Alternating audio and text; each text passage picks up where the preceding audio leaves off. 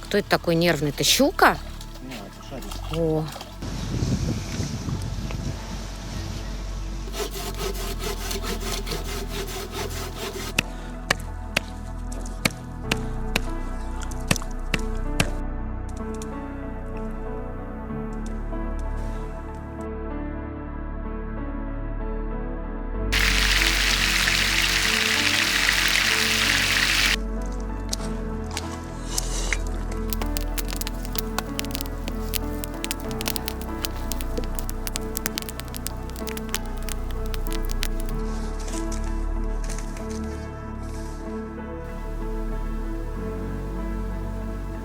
Чуть крупнее даже того, да?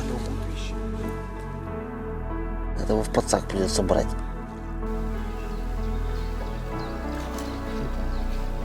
Да? О, Не видно, Саш, солнце. работает, живет. Опять подлещики душат. Неплохой. Не поднимай лесу.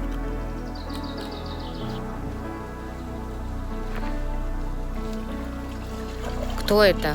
Окунь. Круто?